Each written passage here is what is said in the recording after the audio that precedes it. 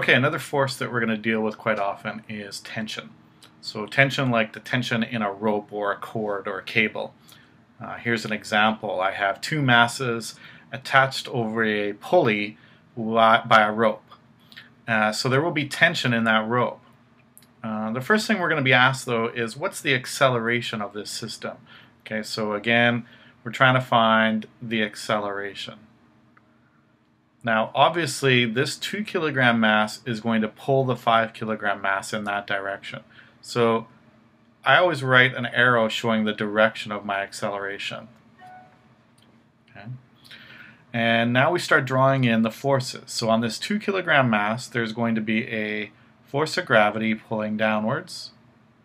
And I'm going to label that Fg1 because that's going to be different than the force of gravity on this 5 kilogram block, which is going to be a larger force, and I'm going to label it as Fg2. And pulling upwards on this block will be the force of tension in this rope. I'm going to label that Ft for tension. And we will also have tension pulling in this direction. And the thing about tension is you can't have more tension on one side of the rope than on the other side. So these two forces are going to be the same in magnitude. It's the same force in essence. There will also be a normal force on this block because it's on a surface, obviously. And because we're told the coefficient of friction here, we know that there will be some friction opposing this motion. Okay, so as always we start off with Newton's second law. The net force on any mass or any system is equal to the mass times the acceleration. Now what we have here is a system of masses. So the net force will be on the total mass or the net mass. In this case it's going to be 7 kilograms, the two masses combined. And again, we're only interested in the forces that are in the direction of the acceleration. So that's Fg1 and the force of friction. The tension is also in the direction of the acceleration, but these two forces are both the same in magnitude and they're in opposite directions. So it doesn't affect the acceleration at this point. So the only forces that are affecting the acceleration are Fg1 and the force of friction. So we're going to have 2 times 9.8, that's the force of gravity on the first mass, and then we're going to have 0.2 times 5 times 9.8.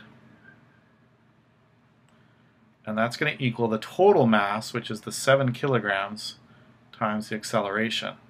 And what we end up with here is there's an acceleration of 1.4 meters per second squared. And in terms of a direction, we could say that the 2 kilogram mass accelerates downwards. Oops.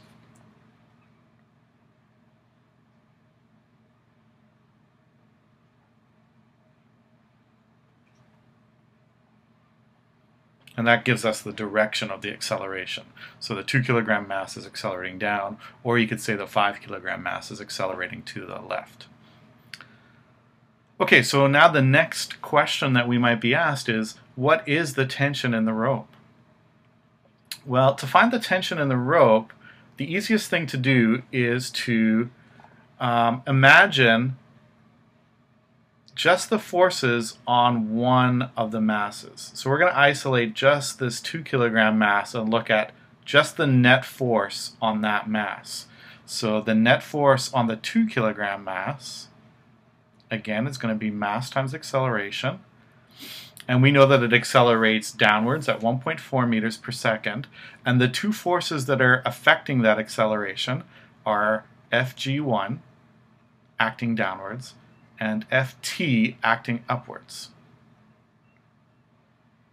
So we're going to get Fg1, so 2 times 9.8, that's 19.6 newtons acting up, minus the force of tension, equals my 2 kilogram mass accelerating at 1.4 meters per second. And when we rearrange this, we get a tension force of 16.8 newtons. Okay? So the force of tension here is 17 newtons. And we don't have to give a direction on the force of tension because we always know that it's the same force at every point in the rope. Now, if we'd have chosen the 5 kilogram mass, the equation might have been slightly different, but if you work through the numbers, you'll find that you get exactly the same number, 17 newtons. This time you'll have the force of tension acting to the right, acting against the force of friction to the left, and you still end up with the same amount of tension. Now, these types of systems can become more complicated. Obviously, we can have more than two masses. We could have a second pulley on this side and another mass over here. We could have the surface be an incline like we did in the last video. All that changes is the number of terms in the equation, and if it's on an incline, you're going to have some sine thetas and cos thetas obviously to deal with.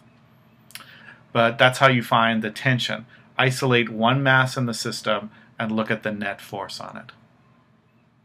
Okay, if you have any questions about how to tackle these types of problems, track me down in class.